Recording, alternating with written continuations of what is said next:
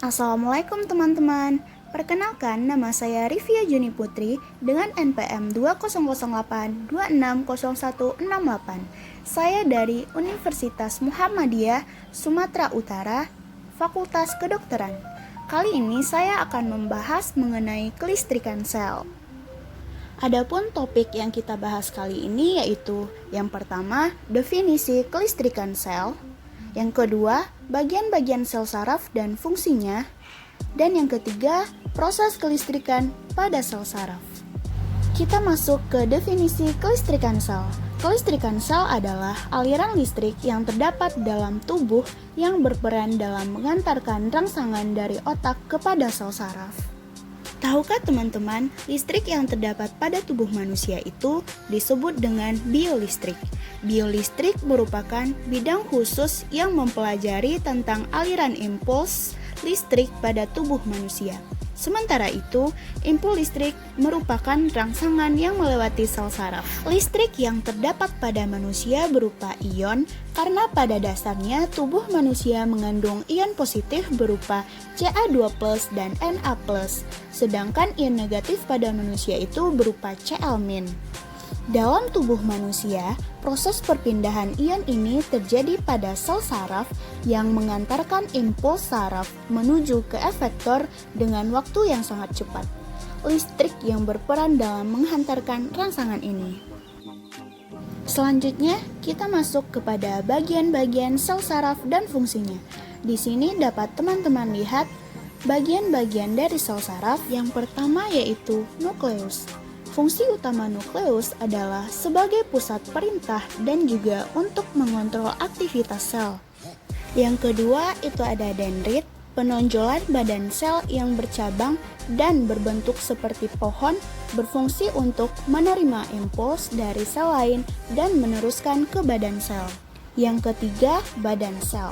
Badan sel merupakan bagian yang di dalamnya terdapat inti sel yang dikelilingi oleh sitoplasma. Badan sel ini berfungsi sebagai bagian sel saraf yang meneruskan impuls dari dendrit ke akson.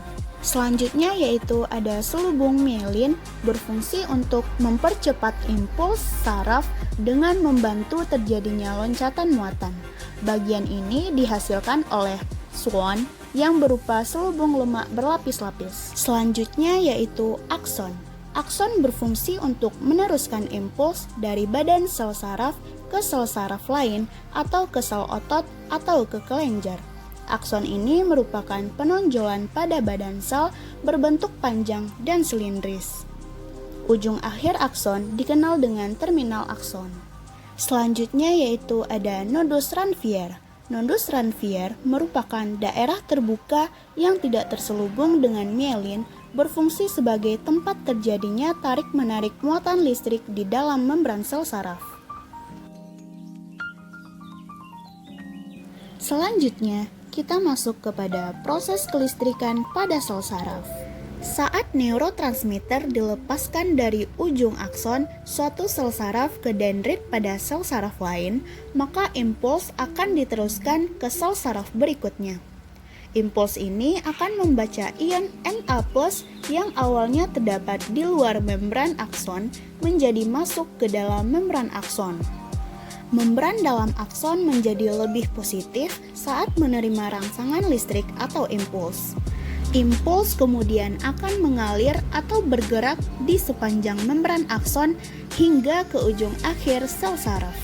Saat rangsangan telah mencapai ujung sel saraf, maka neurotransmitter akan dilepaskan lalu kembali menuju ke sel saraf lain atau sel tujuan. Tegangan listrik pada sel saraf ini berdasarkan keberadaan impuls. Pada kondisi istirahat atau resting, fase ketika sel saraf sedang tidak mengantarkan impuls pada proses ini, muatan di luar membran akson lebih positif karena mengandung Na+. Sementara muatan dalam membran akson lebih negatif karena mengandung ion K+ dan ion Cl-. Ternyata pada fase istirahat ini terjadi tegangan listrik sebesar min 70 mV. Pada kondisi potensial, proses ini nilai potensial bisa naik ketika terjadi eksitasi neuron.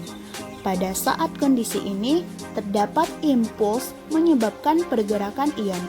Ion Na+ masuk ke dalam membran akson dan ion K+ keluar dari membran akson, lalu muatan di dalam membran menjadi lebih positif, menyebabkan terjadinya peningkatan nilai potensial listrik pada sel saraf. Nah, itulah proses terjadinya aliran listrik pada manusia ya teman-teman. Sekian video saya mengenai kelistrikan sel. Terima kasih atas perhatiannya dan mohon maaf atas kesalahan. Wassalamualaikum warahmatullahi wabarakatuh.